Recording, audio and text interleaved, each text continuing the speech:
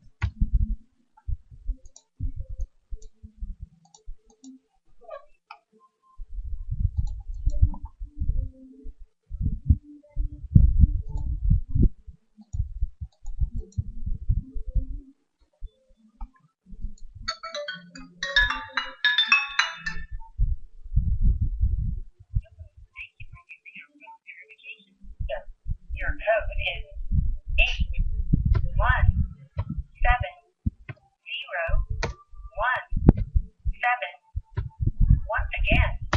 your code is 817017. Goodbye.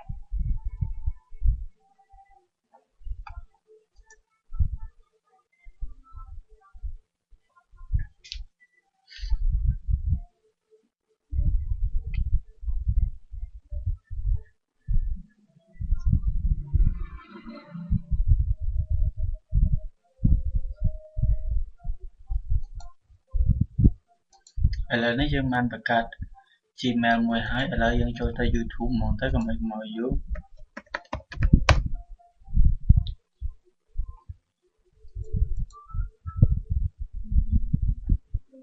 តើមកយើងគិតពីថា sign in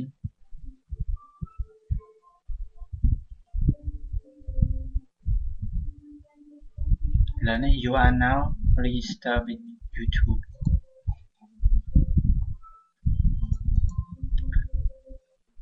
នៅក្នុង YouTube នៅត្រង់ account នេះយើងចុចលើ account setting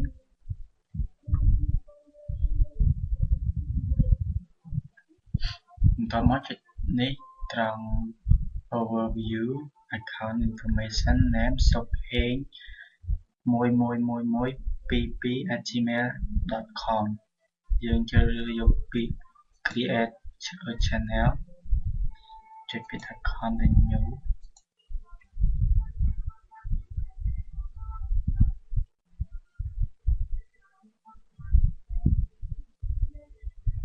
ឥឡូវនេះយើងបាន channel មួយហើយដែល channel នេះមានឈ្មោះថាសុខហេង បន្ទាប់ពីបាន channel នេះហើយយើងចូលទៅកន្លែងដដែលចេញយកពាក្យ account ចុច account ហ្នឹងសុខេង1 3ដើម2នឹងមកហើយចុចទៅ setting យើងយកត្រង់ពាក្យថា view additional feeder នៅត្រង់នេះគឺយើងនឹងឃើញហើយគឺយើងទៅតាម verify វាសិនឥឡូវយើង verify វាសិនមកយើងយក com នេះ server message ដាក់លេខទូរស័ព្ទមក8998 submit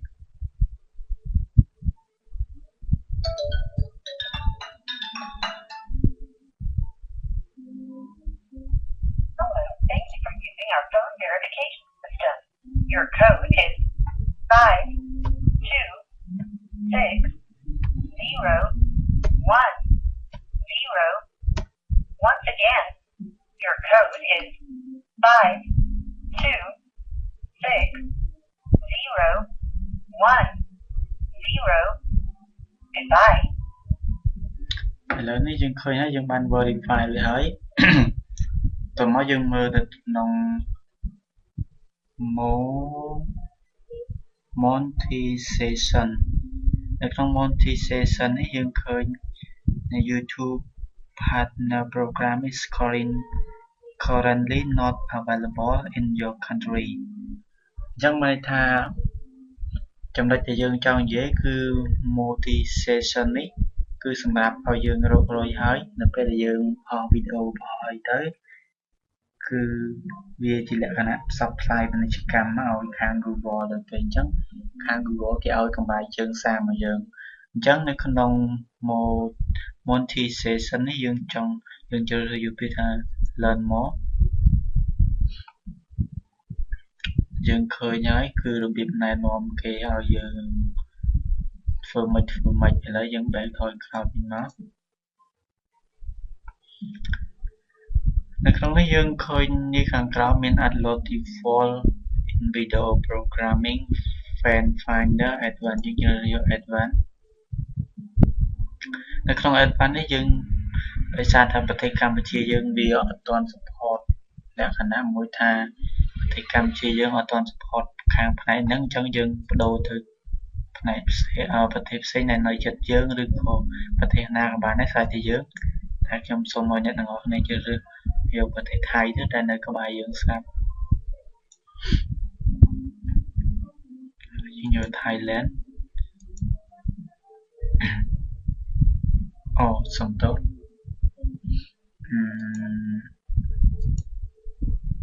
ដោយសារតែមិញខ្ញុំឡងឥឡូវសូមថយក្រោយនេះសិន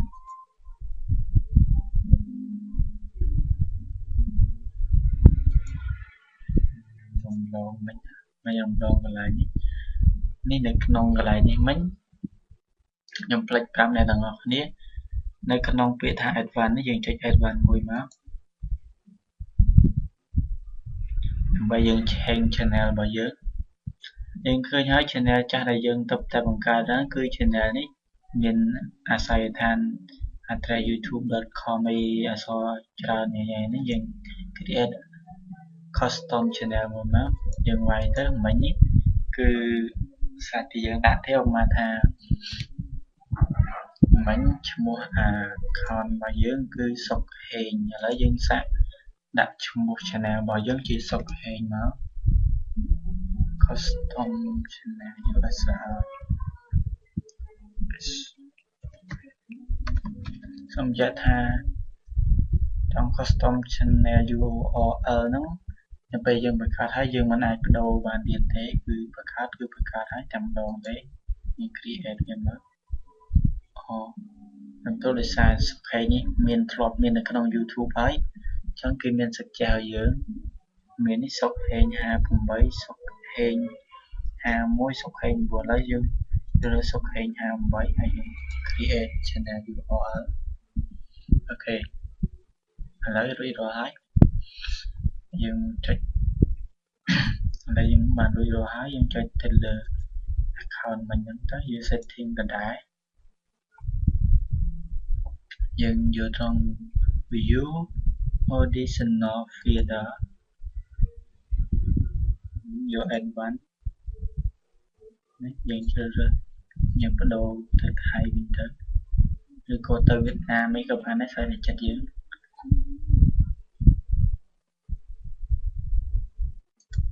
យកថៃមកហើយយើងវាយ channel របស់យើងវិញមក S សុកហេង58ទៅមកខាងក្រោមនេះយើងមិនបាច់វាយទាំងអីទាំងអស់កុំឲ្យញ៉ៃច្រើនហើយយើងចុចវា save យក change was save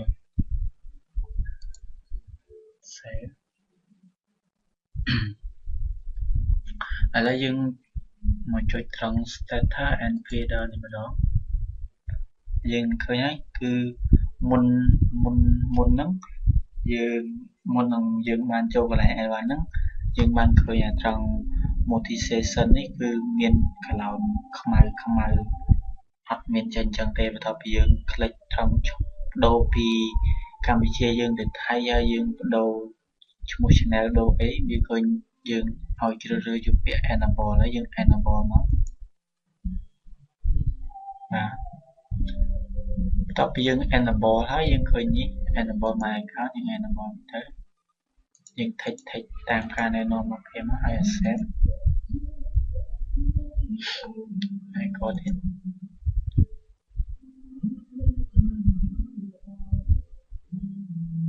ឥឡូវយើងឃើញហើយគឺ0វីដេអូយើងមិនទាន់បាន account របស់យើងទៅបង្កើតបានថ្មីអញ្ចឹងវាអ្វីមួយយើងមិនទាន់បានផុសដែរឥឡូវយើងបានប៉ុណ្្នឹងហើយយើងចូលទៅ account ម្ដងទៀតចូលកន្លែងម្ដងទៀតត្រង់ view free edition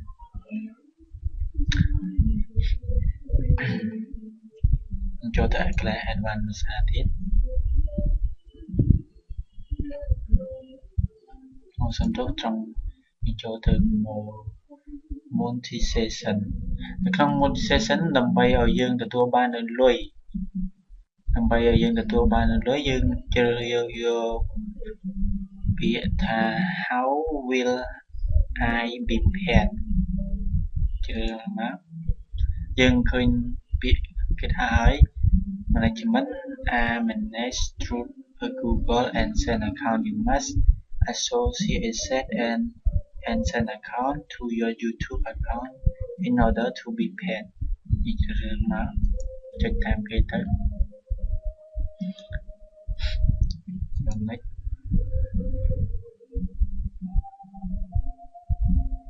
ះកន្លែងនេះយើងពេញ form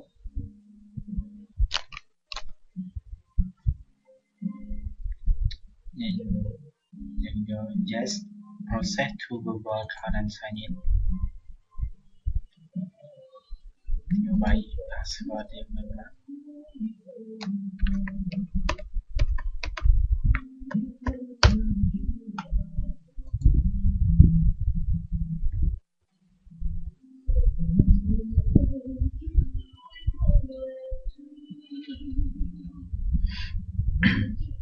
ឥឡូវនេះគឺយើងបានហើយនេះបានន័យថាយើងធ្វើបានសម្រេចហើយនៅក្នុងការបង្កើត Google AdSense នេះគឺយើងឃើញ logo គេហើយ YouTube plus Google AdSense គឺមាន3ដំណាក់កាលដើម្បីឲ្យយើងបំពេញ form ទី1ទី2ហើយនិងទី3អញ្ចឹងនេះគឺដល់វគ្គទី2ហើយឥឡូវយើងមើលមកបើសិនបើអ្នកទាំងអស់គ្នាមិនបានឃើញដូចក្នុងទម្រង់នេះទេបានន័យថាអ្នកទាំងអស់គ្នាធ្វើមិនទាន់បានជោគជ័យទេឥឡូវក្នុងភាសាយើងអាចជ្រើសរើសភាសាណាដែលយើងចេះមកដូចថាយើងជ្រើសរើសអង់គ្លេសមកយើង continue នៅក្នុង step ទី3យើងត្រង់ select country or territory ជ្រើសរើសយកមកយើងមិនបាច់យក Thailand ទៀតទេយើងយក Cambodia យើងមកដើម្បីម៉ោងនេះមិនបាច់ថូទេហើយនេះយើងមិនបាច់ថូទេ individual យើងមិនបាច់ថូទេបើសិនបើយើងជាលក្ខណៈ business យើងដាក់ business តែនេះយើងផ្ទាល់ខ្លួនយើងមិនយកទេ payment name នៅក្នុង payment name នេះយើងត្រូវដាក់ឈ្មោះពេញទៅតាមឈ្មោះសៀវភៅធនាគាររបស់យើងឧបមាថាឈ្មោះខ្ញុំឈ្មោះប៊ុននី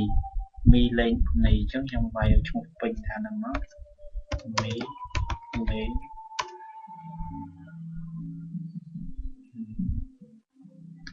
ប៊ុននី street address 8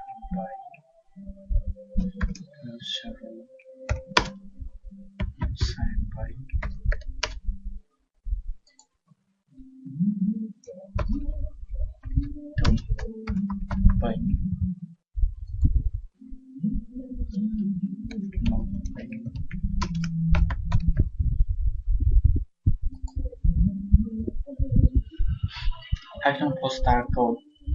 ប្រហែលជាអ្នកទាំងអស់គ្នាអាចនឹងមានទាំងមកខ្លះចង់តាក់ទងនឹង postal code យើងមិនដឹងថា postal code នោះស្អីគេទេតាមពិតទៅ postal code ហ្នឹងគឺជាលេខកូដប្រៃសណីយ៍របស់យើងនៅក្នុងប្រទេសរបស់យើងឥឡូវយើងឧបមាថាខ្ញុំរស់នៅក្នុងខណ្ឌភ្នំពេញអញ្ចឹងយើងចូលទៅក្នុង Google search វាយពាក្យថា PA ភ្នំពេញ postal code postal code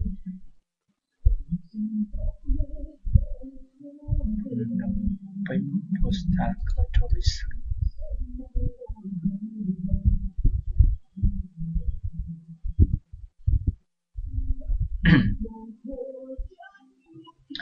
នេះគឺក្នុង website នេះ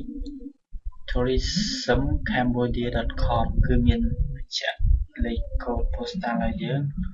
ឥឡូវយើងជ្រើសរើសមកនេះគឺខណ្ឌរបស់ខ្ញុំគឺខណ្ឌភ្នំពេញស្ថិតនៅសង្កាត់សាកដាល2អញ្ចឹងជ្រើសរើសមក1205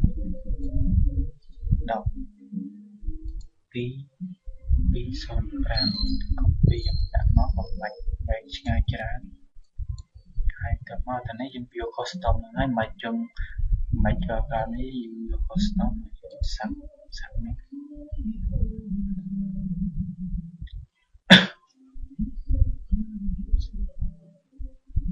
បាទឥឡូវនេះឃើញថាយើងជោគជ័យហើយនៅពេលនេះគឺយើងមាន account មួយដែលជា account Google AdSense អញ្ចឹងនៅក្នុង YouTube នេះក្នុង account មួយនេះយើងអាចនិយាយបានថាយើងអាចរកលុយបានដោយការបង្ហោះវីដេអូហើយវីដេអូរបស់យើងត្រូវតែជាវីដេអូរបស់ខ្លួនយើងតែជាយើងអ្នកបង្កើតផ្ទាល់ហើយមិនមែនជាវីដេអូដែល copy ឬក៏ download មកពី website ផ្សេងយកមកផុសឬក៏ download ពី YouTube ហើយយកមកផុសទេនៅពេលដែលយើងយកវីដេអូចឹងមកផុស Google នឹងមិនឲ្យកម្រៃជើងសារដល់យើងទេអញ្ចឹងហើយយើងត្រូវតែជាវីដេអូដែលយើងបង្កើតឡើងខ្លួនយើងឬក៏ជាវីដេអូដែលយើងកែច្នៃខ្លួនយើងធ្វើម៉េចដែលមិនមែនជាការចម្លងរបស់អ្នកដទៃឥឡូវយើងចង់ដឹងថា account យើងបានហើយមិនបានយើងមើលត្រង់នេះមក status and feeder នឹងឃើញហើយគឺមានការផ្លាស់ប្ដូរហើយដោយសារតែយើងបានផ្លាស់ប្ដូរពី account ធម្មតា email ធម្មតាមកជា email AdSense យើងឃើញហើយខ្ញុំភ្លេចប្រាប់អ្នកនរគ្នាត្រង់ថា